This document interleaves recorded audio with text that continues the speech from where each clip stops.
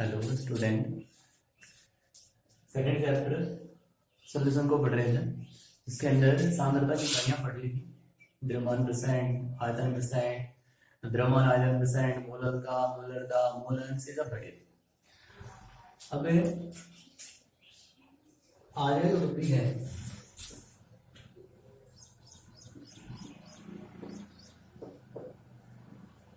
वो है विलेयता। विलेयता क्या होगी कि विलायक की निश्चित मात्रा में घुले हुई विलय की अधिकतम मात्रा। विलायक निश्चित मात्रा में ले 500 ml लिया, 1000 ml लिया, उसके लिए विलायक निश्चित मात्रा में लिया और उसके अंदर विलय हम कितना अधिकतम मिला सकते हैं, वो उस विलय की जो मात्रा होती है उसकी विलेयता होती है। जैसे जल के अंदर नमक को मिला रहे हैं, 500 ml जल लिया, उसके अंदर नमक घोल रहे हैं, तो कितना नमक उसके अंदर अधिकतम घुल सकता है, वो नमक की विलेयता होती है, तो उससे विलेयता देंगे। तो विलायक की निश्चित मात्रा में घुली हुई विलय की अधिकतम मात्रा विलयन की विलेयता कहलाती है। अब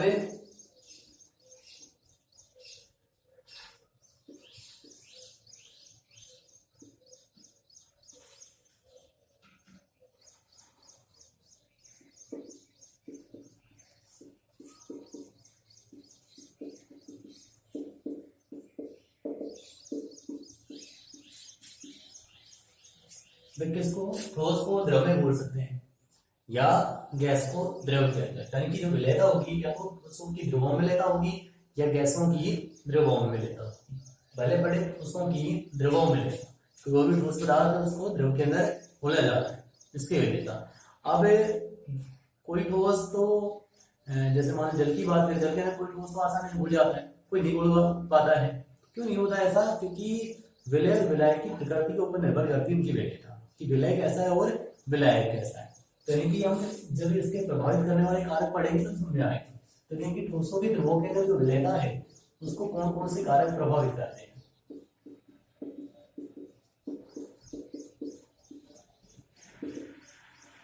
पहला कारक है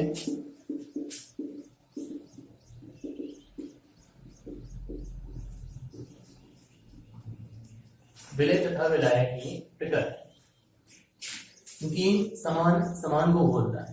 यदि मान लीजिए विलय ध्रुवीय है और विलायक भी जैसा है ध्रुवीय है, तो आसानी से घुल जाए।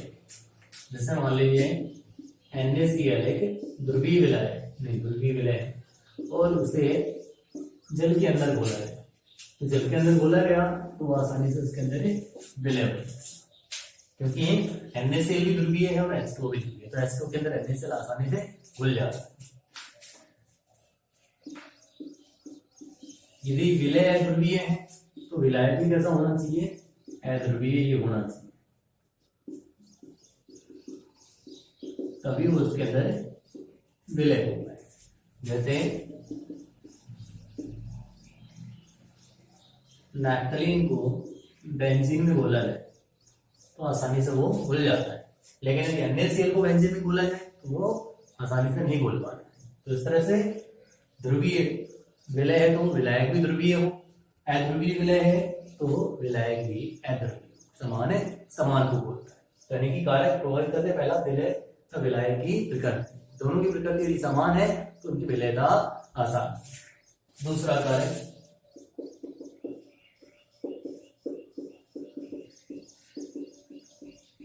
ताप, ताप भी प्रभावित करता है विलेयता। अब ताप विलेयता को प्रभावित करता है, तो यानी कि कोई किसी के अंदर तो ताप बढ़ाने पर विलेयता बढ़ जाती है, किसी में ताप बढ़ाने पर विलेयता जो है वो उसमें कमी आती है। यानी कि यहाँ पे देखी जाएगी कि जब विलय को विलायक के अंदर घोला गया है तो उसमें विक्रिया कैसी हुई है, कि उष्मा क्षेपीय विक्रिया है या उष्मा प्रक्रम किस तरह का हुआ है यहाँ पे। उस आधार पे यदि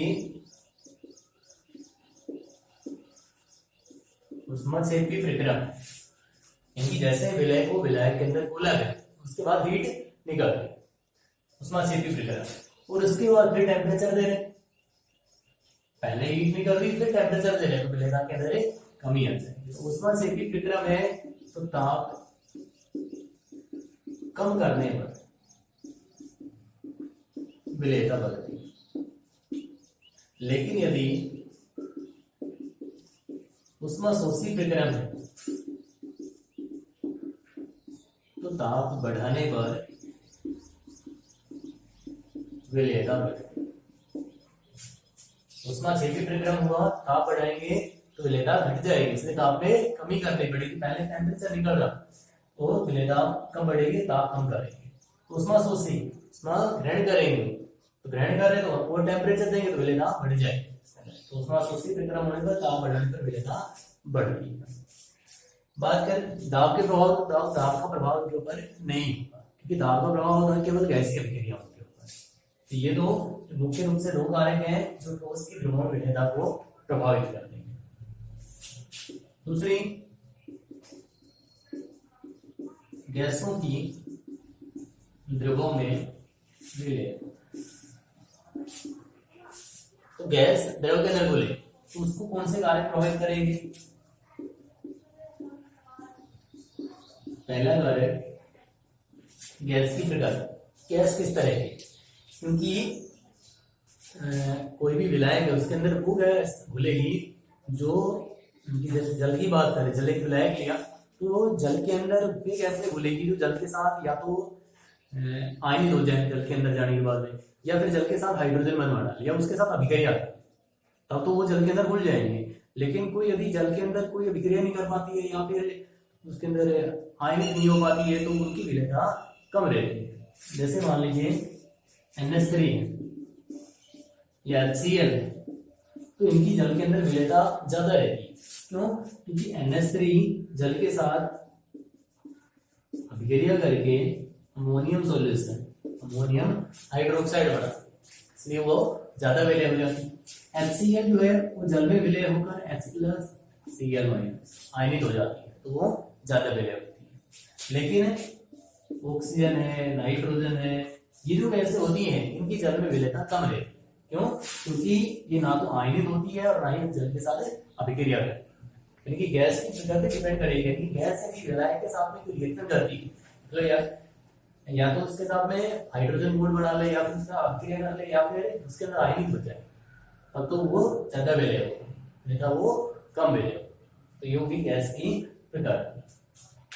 दूसरा कार्य देखें, इसके अंदर पड़ा है ताप का प्रभाव, कि ताप का प्रभाव, तो यानी कि गैस अभिक्रियाओं के ऊपर ताप का प्रभाव होगा या नहीं होगा, क्योंकि गैसीय अभिक्रियाएं ज्यादातर कैसी होती हैं? उष्माक्षेपी अभिक्रियाएं होती हैं। अब उष्माक्षेपी अभिक्रियाएं हैं तो फिर ताप में कमी करेंगे तो विलेयता होगी, यहाँ पर ताप का प्रभाव नहीं होगा, ताप बढ़ाएंगे तो विलेयता के अंदर कमी हो जाएगी, क्योंकि ज्यादातर अभिक्रियाएं कैसी होती है? उष्माक्षेपी होती है। तो ताप का प्रभाव, ये दूसरा है ताप का प्रभाव। अब ताप बढ़ाने पर विलेयता के अंदर कमी। अब इसके ऊपर सबसे ज्यादा प्रभाव होता है दाब का होता है, गैसीय अभिक्रियाओं के ऊपर सबसे अधिक प्रभाव दाब का होता है।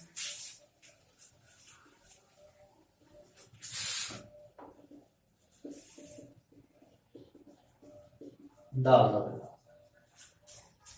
कि दाब बढ़ाने पर विलेयता बढ़ती है। इसे समझाया हेनरी।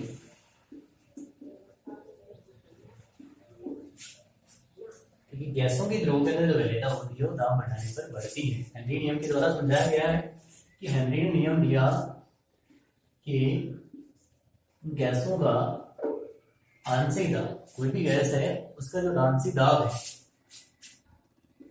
वो उसकी मोल भिन्न के समानुपाती है। यानी कि यदि प्रेशर बढ़ाएंगे तो जो विलेय गैस है उसके मोल भिन्न के अंदर है वृद्धि, कि मोल भिन्न क्या होती है? विलेय के कोई भी एक अवयव की मोल और विलेय की टोटल दोनों का अनुपात उसकी मोल भिन्न होती है। तो यानी कि ये मोल भिन्न ज्यादा कब आएगी? उस पदार्थ के मोल ज्यादा, उस पदार्थ के मोल मतलब उसकी मात्रा यदि उसके अंदर ज्यादा है उसके मोल भी ज्यादा होंगे, यानी कि प्रेशर बढ़ाएंगे उसकी मात्रा बढ़ रही है, इसलिए मोल भिन्न का मान बढ़ रहा है। तो यानी कि यहाँ हेनरी ने समझाया कि गैस का जो आंशिक दाब है उसकी मोल भिन्न के समानुपाती होता है। यानी कि दाब बढ़ाएंगे तो गैसों की ध्रुवों के अंदर विलेयता बढ़ेगी। इसे आगे लिखें तो P बराबर KH Henry constant, anti scalar. दाब का प्रभाव गैस के विकिरण पर होगा कि दाब बढ़ाएंगे तो विलेयता बढ़ेगी। किसने समझाया? हेनरी ने समझाया कि आंशिक जो दाब होता है वो मूल भिन्न के समानुपाती होता है। दाब बढ़ाएंगे तो मूल भिन्न में वृद्धि होगी, मतलब उसके अंदर विलेयता बढ़ती जाएगी। इसके कई अनुप्रयोग, ये दाब के प्रभाव के कई अनुप्रयोग हमने देखे भी हैं, या हेनरी नियम के अनुप्रयोग।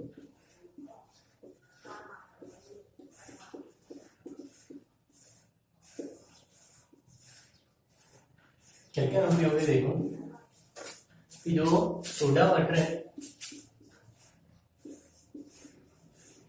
या सॉफ्ट ड्रिंक है, उनके अंदर CO2 गैस हाई प्रेशर के ऊपर भरा जाता है, उच्च दाब के ऊपर उसके अंदर भरा जाता है, तभी उसके अंदर विलय हो पाती है। क्योंकि जैसे ढक्कन खोलते हैं तो गैस उसके अंदर से तुरंत रिलीज होती है, क्योंकि वो प्रेशर कम हो जाता है। तो वहां पे CO2 गैस को भरा है वो अधिक प्रेशर देगा, मान के वहां का जो आसपास का जो वातावरण का प्रेशर था वो ज्यादा था, इसके अंदर CO2 ज्यादा विलय होगी। जब भारी वर्णदाब के अंदर ढक्कन को खोला तो प्रेशर कम है वहां, तो वहां विलेयता कम होगी, इसलिए ढक्कन खोलने का गैस बाहर निकालने लगती है। यानी कि अधिक प्रेशर के ऊपर जो विलेयता गैस की वो ज्यादा हो जाती है। दूसरा एग्जाम्पल है कि जब अधिक ऊंचाई पे जाते हैं, पहाड़ों की तरफ जब अधिक ऊंचाई पे जाते हैं क्या होता है, वायुमंडलीय जो दाब है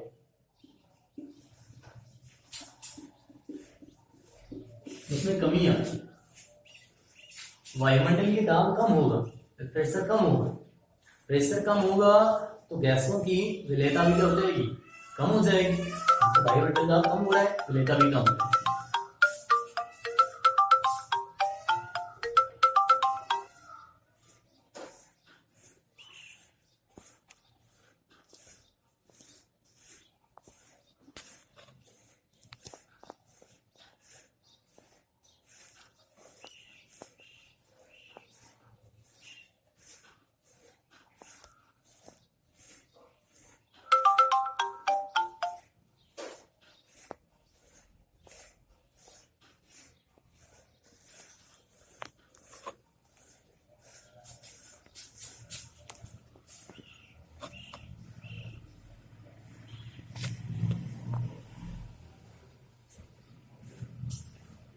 यानी कि अधिक ऊंचाई जाने पर वायुमंडलीय दाब के अंदर कमी आती है, इसलिए विलेयता कम हो जाती है।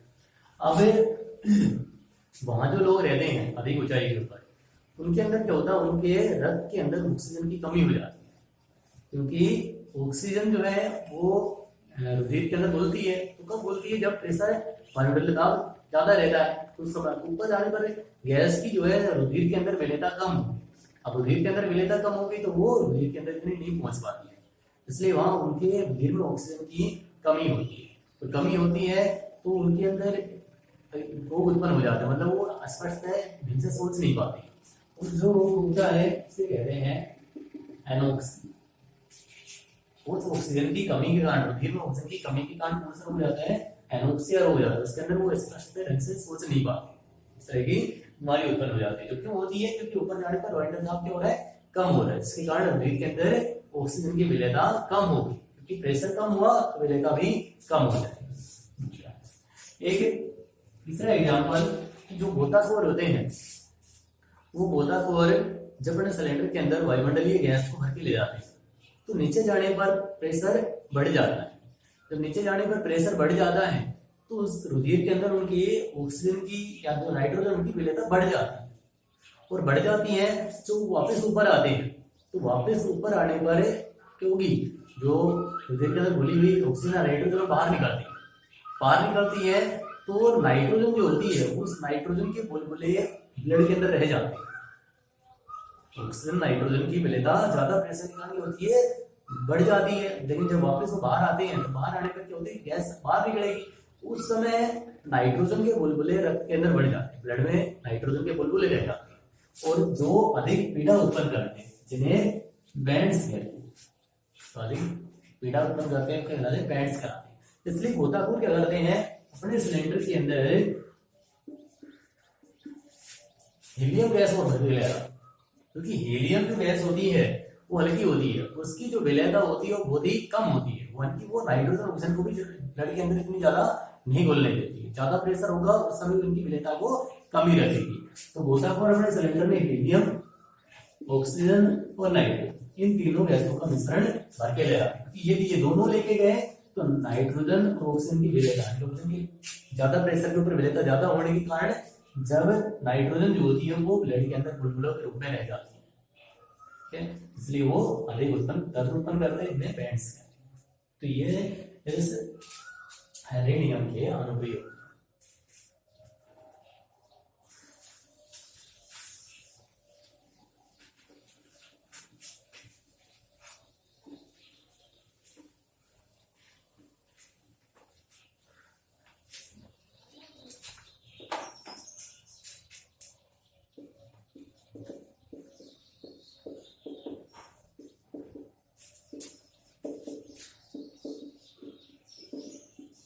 द्रव विलयन का वाष्प दास्तां पढ़ा है 11वीं के अंदर भी। वाष्प क्या होता है कि जब द्रव को गर्म करते हैं तो बनेगी वाष्प बनेगी। वो वाष्प द्रव की सतह के ऊपर दाब लेगा और वो कहलाता है वाष्प। यानी कि जब द्रव को गर्म किया जाता है तो उत्पन्न जो वाष्प होती है वो द्रव की सतह के ऊपर दाब लगाती है, जिसे वाष्प दाब। तो ये द्रव विलयन को वाष्प दाब।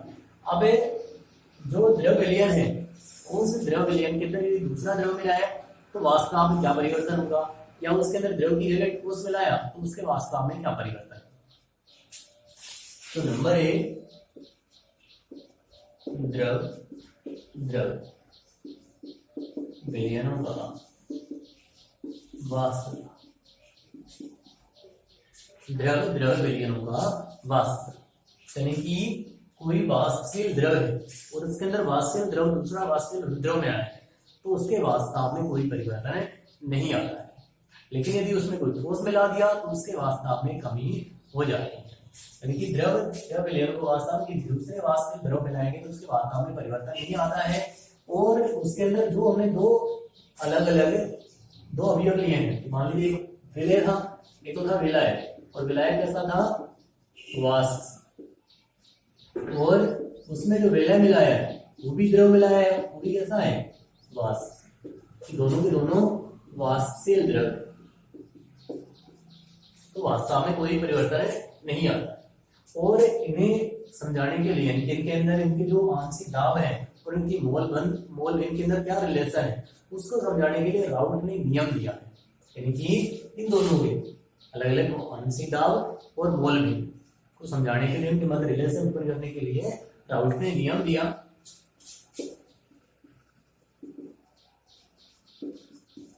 क्या है राउट का नियम? राउट का नियम हेनरी नियम से संबंधित है, क्योंकि इसके अंदर तुमने कहा कि जो आंशिक दाब है, क्योंकि जो दाब है वो मोल भिन्न के समान, या P बराबर है KH। अब राउट नियम कह रहा है कि मान लीजिए एक विलय है एक विला है, दोनों वाष्पशील है, या कोई अवाष्पशील विलय भी हो सकता है, उसके लिए नहीं। तो प्रत्येक जो अवयव है, चाहे विलय हो चाहे वो विला है, प्रत्येक अवयव का जो आंशिक दाब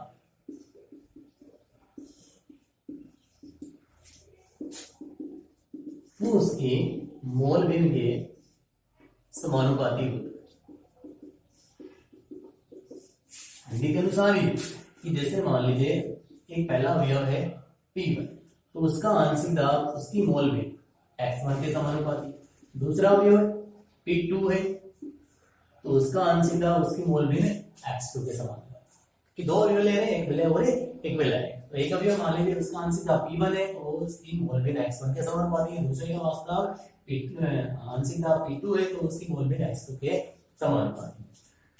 आगे लिखते हैं इसे, तो P1 बराबर लिखते हैं P1 नॉट X1 और P2 बराबर लेते हैं P2 नॉट X2। जहां P1 नोट है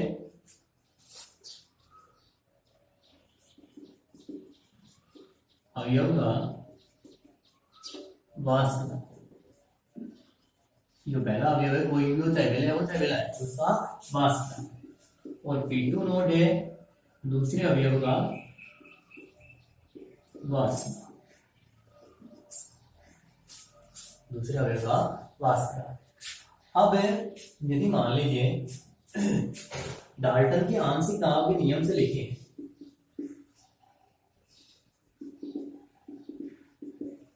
यहां डाल्टन का आंशिक दाब है, आंशिक दाब का जो नियम, डाल्टन का आंशिक दाब का नियम क्या है कि प्रत्येक अवयव के जो आंशिक दाब होते हैं वो कुल दाब के बराबर होते हैं, उनके योगफल का योगफल होता है।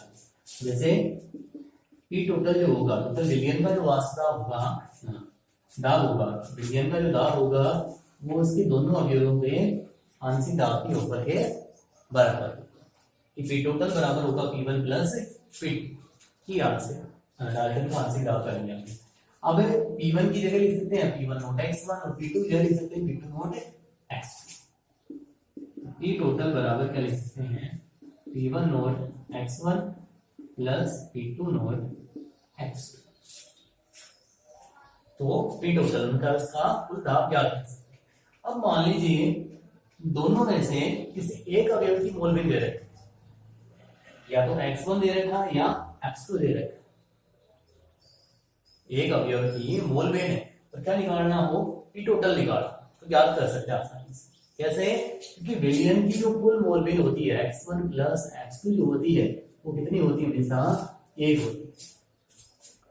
कि मान लीजिए x1 विलय की मोलबिन है, x2 विलाय की मोलबिन है, दोनों की मोलबिन का जो योग होगा वो हमेशा कितना होगा, एक ही है, मोलबिन का जो हमेशा एक है। तो इस तरह से यदि एक मोलबिन दे रखी है तो भी हमें ज्ञात कर सकते हैं। जैसे x1 प्लस x2 बराबर है 1, x1 बराबर क्या लिख सकते हैं 1 माइनस x2।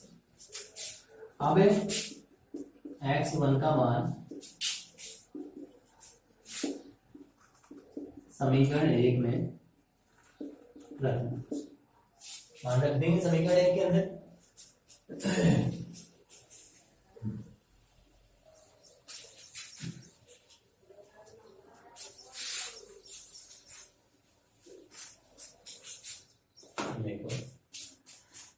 x1 का मान इस प्लेस में रहेगा, तो P टोटल बराबर क्या लिखेंगे, P1 नोट x1 की जगह 1 माइनस x प्लस में P2 नोट x। आगे सोल्व करें, P1 note minus P1 note x2 plus में P2 नोट x। दोनों में x2 कॉमन है तो P1।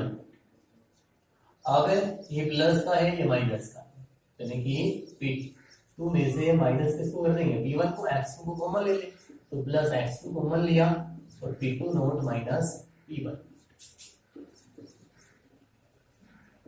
इस तरह से केवल एक मोलबिन से P टोटल का मान ज्ञात कर सकते हैं। हमें दोनों अवयवों को वास्ता पता है और किसी एक अवयव की मोलबिन पता है, तो उससे हम P टोटल है कि उस विलयन के कुल दाब का मान ज्ञात कर सकते हैं। ये हो जाएगा P टोटल। अब राउल्ट के नियम के अंदर मोलबिन अवयव है उनकी मोलबिन और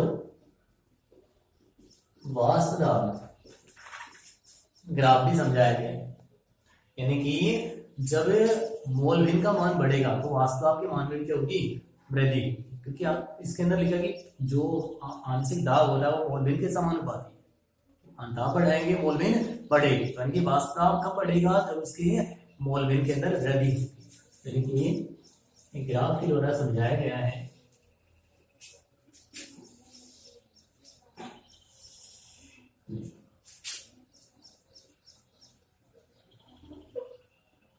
कि मान लीजिए x1 की मोलबिन इधर कितनी है, 0, क्या लिख दिया हमने मोलबिन, और ये हो गया वास्तव।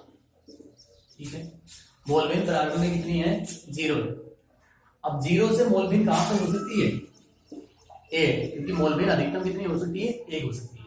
अब प्रथम अवयव या विलय, x1 कौन मान रहे हैं, विलय की मोल विलय। अब विलय की मोल विलय 0 से 1 होगी तो वास्तव क्या होगा, बढ़ेगा। तो इनकी यहाँ इस तरह का ग्राफ, ये ग्राफ इस तरह का यहाँ होगा P1 बराबर है P1 नोट x1, उसके लिए लिखा या फिर विलय के लिए लिखा। और यहाँ जो दाब होगा वो वास्तव में होगा वो अधिकतम होगा, क्योंकि यहाँ x1 का मान कितना हो सकता है, ज्यादा 1 हो सकता है, ज्यादा नहीं हो सकता। ये तो हो गया। तो ये जो वास्तव होगा किसका होगा, विलय या प्रथम अवयव का P1 नोट का वास्तव मैक्सिमम। इसी तरह दूसरे अवयव या विलय की जो मोल वेन है वो प्रारंभ में कितनी मान लिया, x2 बराबर 0, और वो x2 कहां तक हो सकती है, 1 तक हो सकती है। तो वास्तव के मान में क्या होगी, यहाँ जो वास्तव होगा अधिकतम वास्तव होगा किसका, दूसरे अवयव का कौन है, P2। इसके लिए लिखा हमने P2 बराबर है P2 नोट x। अब P टोटल क्या होगा, दोनों का योग होगा, यानी कि ये होगा P टोटल और P टोटल होगा P1 प्लस।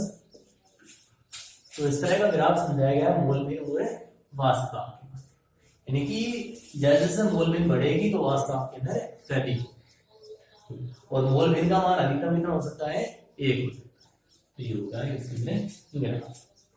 तो ये तो था द्रव द्रव विलयन के अंदर वास्तव, यानी कि वास्तविक द्रव में यदि वास्तविक विलय मिलाया जाए, दूसरा द्रव मिलाया जाए तो वास्तव में कोई परिवर्तन नहीं आता। लेकिन यदि कैसा लिया है, ठोस लिया है तो परिवर्तन आता है। जैसे अभी तो था द्रव द्रव विलयनों में वास्तव। अब देखिए हम यदि ठोस द्रव विलयनों में वास्तव, इनकी जो विलायक है वो कैसा है, वास्तविक द्रव, और तो विलय मिलाया है, वो ठोस मिलाया है, वो कैसा है, अवास्तविक, तो अवास्तविक ठोस मिलाया। तो यदि विलय जब उसके अंदर मिलाया जाएगा तो वास्तव क्या होगा, कम होगा। देखो क्यों कम होगा, जैसे कि मान लीजिए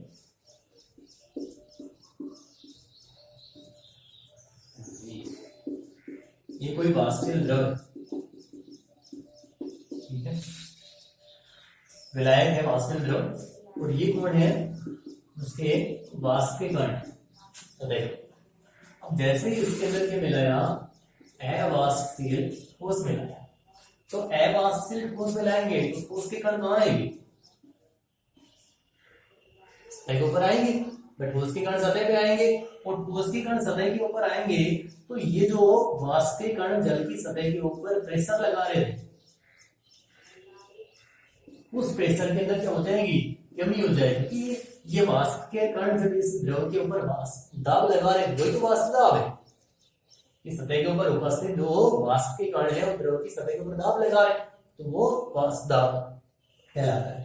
तो जैसे ही ठोस को इसमें मिलाया तो सतह के ऊपर ठोस के कण आए, जिसके कारण वास्तविक कणों के अंदर कमी हुई, और कमी हुई तो इस वास्तविक कण जिसके ऊपर प्रेशर लगा रहे थे उसके अंदर कमी हुई, जिससे वास्तव में कमी हुई। यानी कि यदि कोई ठोस को वास्तविक द्रव के अंदर मिलाया जाएगा तो उसके वास्तव में हमेशा कमी होगी। लेकिन यदि दोनों के दोनों वास्तविक द्रव है तो फिर वास्तव में कोई परिवर्तन नहीं होता है, ठीक है।